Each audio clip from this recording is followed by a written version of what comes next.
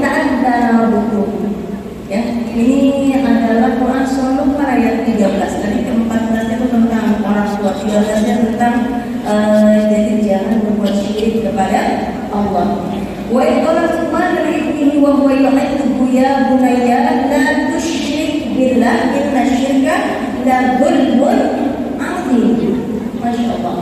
Ya, jadi ini awal yang diajarkan oleh anak-anak kita dari pendidikannya. Apa itu? Dan ketika memang berkata kepada anak di waktu yang memberi pelajaran, hai anakku, jangan kamu mempersekutukan Allah, sesungguhnya mempersekutukan Allah adalah benar-benar kezaliman yang besar. Ini ayat ke-13, 14 tentang orang tua, orang yang masalah penting. Kita bahas dulu yang ke-13, artinya apa? Luqman ini para bunda yang salihah, bukan sosok nabi, tapi sosok orang yang saleh yang Allah sematkan namanya dalam nama surah dalam Al-Quran. Masya Allah. Berarti betapa luar biasa akhlaknya Luqman ini. Ya, jadi berpesan kepada anaknya, wahai anakku, Masya Allah, ya, berikan pelajaran kepadanya jangan mempersekutukan Allah. Karenanya mohon maaf lahir batin, sejatinya pendidikan awal ini ada pada bundanya. Artinya apa? Ibu yang mulai anaknya dalam kandungan, maka diberikan Al-Quran, makanannya yang sehat, thayyib, yang baik, yang halal. Kemudian emosinya dijaga ini awalnya. Ketika lahir, makanya diadankan. Ya, artinya apa? Awal yang didengar adalah kalimat tauhid dalam adzan tersebut. Kemudian apa? Bahkan dalam kandungannya pun juga Al-Quran. Kalau misalnya kita bahas bahwa ada yang untuk mencerdaskan anak ini adalah musik-musik, seperti musik Mozart, sejatinya Al-Quran ini menstimulasi anak agar memiliki kecerdasan. Karena awal yang aktif anggota tubuh, ya, ketika kita mengandung di janin kita yang aktif apa? Yakni pendengaran. Karena senantiasa mendengarkan lantunan ayat suci Al-Quran. Quran surah Luqman ayat 13, 14 kemudian dari dibaca saja sedikit saja. Betapa pentingnya sosok ini. Ya, artinya apa?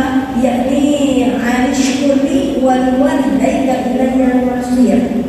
Allah menaruhkan nama ibu dengan nama Allah sejajar. Artinya apa? Bersyukur kepadaku, kata Allah, dan kepada kedua orang tua.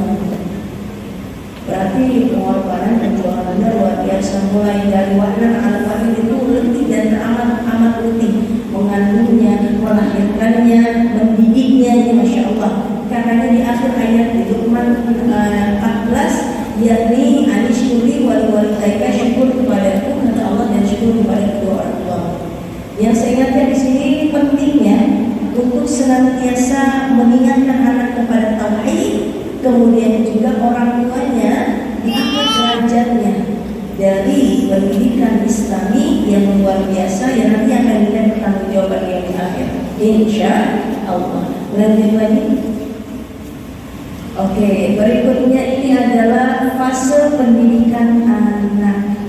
Ya, ini ada dua tokoh. Pertama Ali bin Abi Thalib, kedua adalah Ibnu Sina. Kedua-duanya ini luar biasa dalam hal pendidikan. Ya, Ali bin Abi Thalib adalah babul ulum, untuk gerbangnya ilmu. Kata Rasulullah, kalau ingin bertanya, kalau ingin tahu siapa yang alim, yang faqih dalam agama, maka ditunjuklah Ali bin Abi Thalib. Kemudian Ibnu Sina, kita punya juga Masya Allah ini kedokterannya, kemudian juga psikolognya, kemudian juga pendidikannya, ternyata juga menerapkan ini sama. Sejatinya bahasanya beda tapi tujuannya sama. Ali bin Abi Thalib mengatakan ini fase pendidikan anak, yakni la'ib wa la yakasara'an wa ajibu sara'an wa sahibu sara'an. 0 sampai 7 artinya bermainlah dengan anakmu 7 tahun pertama. Kemudian yang kedua yakni ajarilah adab atau akhlak 7 tahun kedua, dan bersahabatlah dengannya 7 tahun ketiga. Ini masih Ali bin Abi Thalib. Fase Indonesia bagaimana? Yakni 7 tahun pertama Amir disebutnya Sab'un Amir, Sab'un Asir, Sab'un Wazir. 7 tahun keduanya adalah tawanan, 7 tahun ketiganya yakni Perdana Menteri. Kedua-duanya bahasanya beda tapi tujuannya sama. Bagaimana maksudnya? 0 sampai 7 didik anak dengan metodenya bermain. Masya Allah, mudah-mudahan ya. Insya Allah mudah-mudahan bisa diterapkan dengan mudah.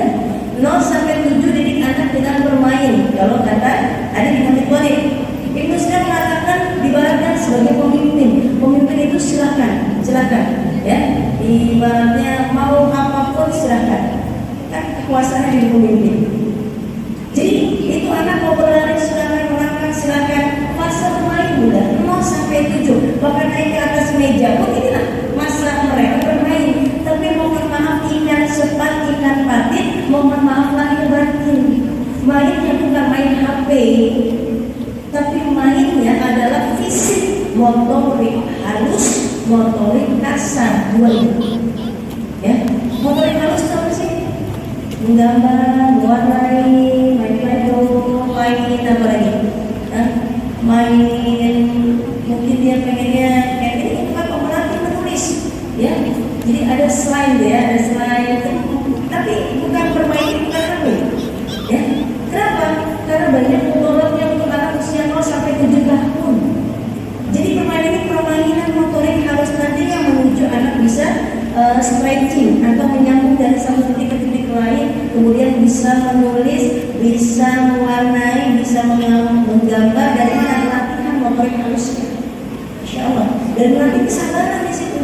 Makanya kadang-kadang kasar, ini halus gitu ya.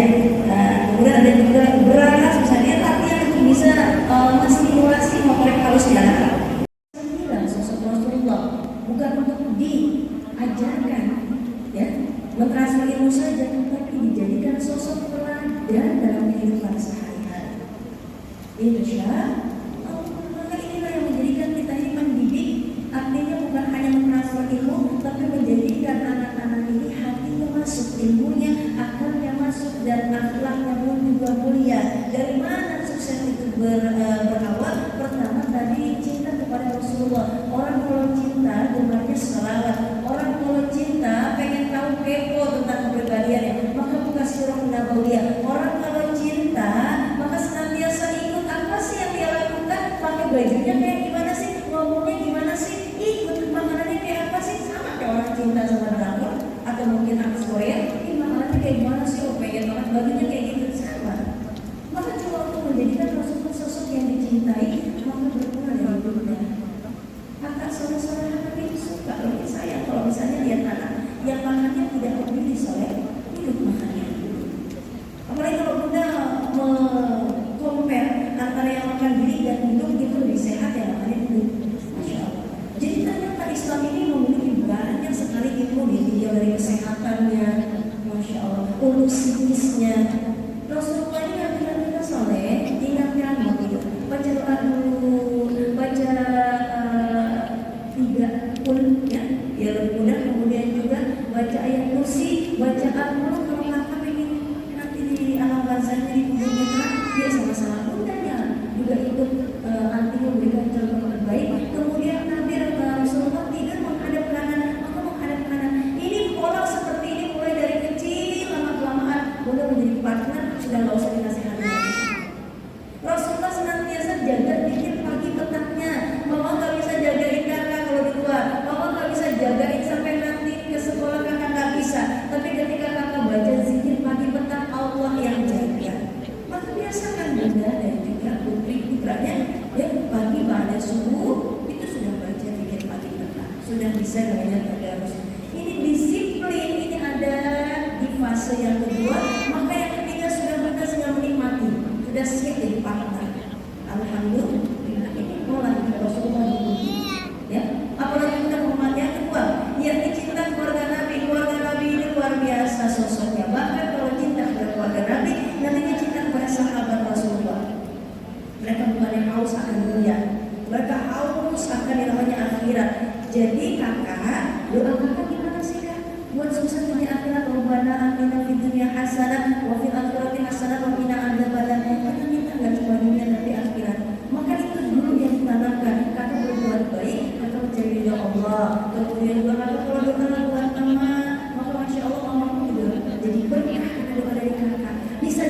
sehat pun doa dari anak yang terdahulu. Jadi anak diajar untuk bisa berdiskusi. Ini ada di fase. Dan mencintai Rasulullah sudah mulai dari kecil dikenalkan. Buku ceritanya yang bergambar, kemudian filmnya, masya Allah, pola hidupnya Nabi.